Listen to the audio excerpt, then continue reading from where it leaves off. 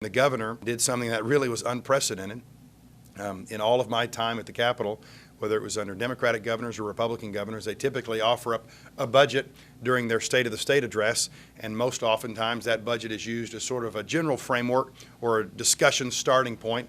But then we move on, and the next time we see a budget isn't really until sometime in May, when the 3 or 4 people who are charged with doing that in some backroom deal, until they put it all together and roll it out to us. This week, in unprecedented fashion, the governor rolled out what she considered her 2017 executive budget 2.0.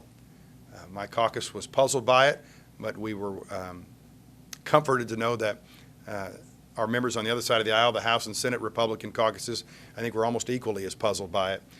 What the governor was trying to accomplish, I'm not exactly sure. Because when you look at what her executive budget 2.0 has to offer, it's a lot of pie-in-the-sky stuff and a lot of false promises to a lot of people who are hurting in this state.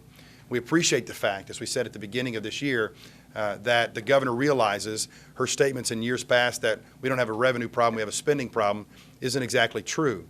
Those statements aren't exactly true, that in fact we do need to find new revenue sources. Unfortunately, what the governor's done is little in terms of finding legitimate new revenue sources and more about finding one-time fixes by robbing different revolving funds and worst of all, by offering up, when it's all included, about $700 million worth of bond proposals. Well, the fact is this: you cannot borrow your way out of debt. My caucus has been saying it for months. You cannot look at this state budget that's $1.3 billion in the hole and say, well, let's sweep $700 million worth of bonds from some different agencies to patch the budget today, and knowing next year all of that money will have to be replaced, thus creating another $700 million hole. That is fiscally irresponsible. And so what this looks like isn't a legitimate, serious budget. This looks like the budget of a term-limited governor who's doing all she can to patch this budget and get through her time here and wanting to leave a mess for those whom she leaves behind. That's not responsible. And so while she's made some promises that we would all like to see kept in terms of increasing funding for public education or trying to hold the health care authority as harmless as possible, we're all trying to get there. Make no mistake about it. The people of Oklahoma need to know this budget is not fiscally responsible, and it's really not even possible, I believe, to get the majority of these things passed out of the legislature.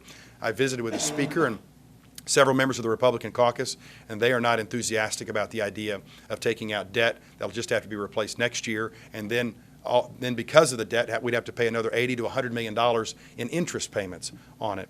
It just doesn't make a lot of sense to us. While we appreciate the governor trying to continue that dialogue, we're still in a situation in which even the legislation that she's proposed, there's not been one bill offered up in the House Appropriations Committee or on the House floor that would advance any of these causes, and we're at the end of week 11. And so it's time to get serious. This budget, with a bunch of pie-in-the-sky pipe dreams, isn't really serious. Most of these things, the Speaker and the Pro Tem even agreed this week, would not be able to pass off the floor of the House of Representatives, and that's with supermajorities in the Republican caucuses. They believe they won't pass off the floor. It's time that the governor sit down and actually put some real numbers together and some real solutions that can actually get enough votes to pass instead of offering false hope. The governor offered up not only $700 million worth of bonds, sort of trying to borrow away out of debt, but she also offered up a plan that would, again, shift the burden with income tax cuts that she refuses to roll back or restore.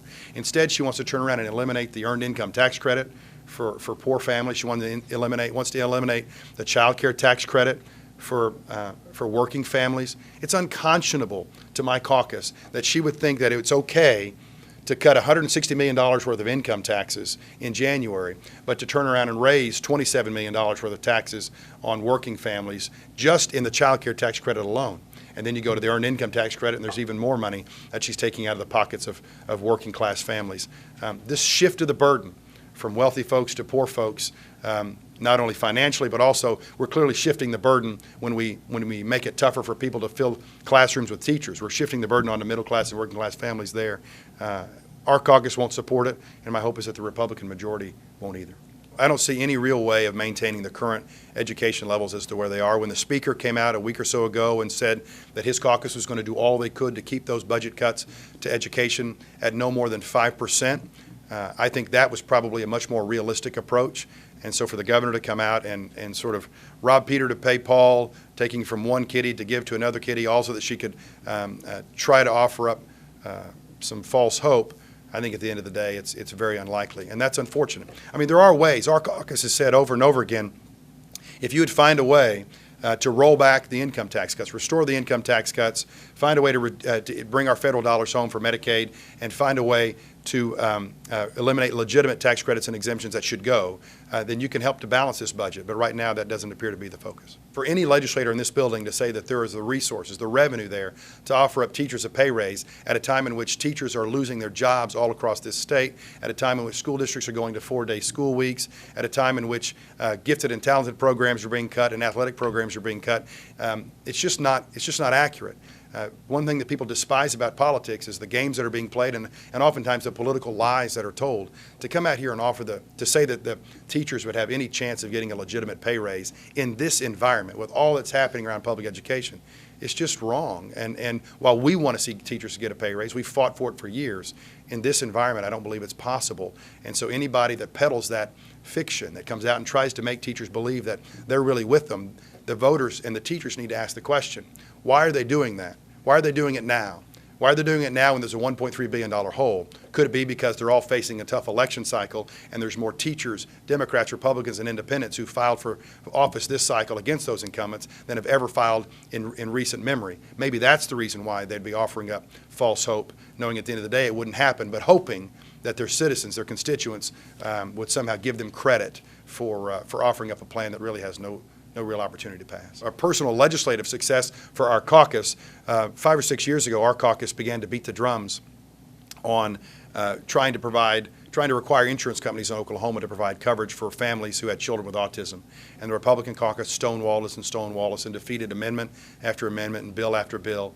And finally this year, because of the efforts of so many incredible parents who have children with autism throughout the state, they mobilized in a way unlike they have before, and we got legislation passed out of the House. We weren't certain that that legislation would survive the Senate.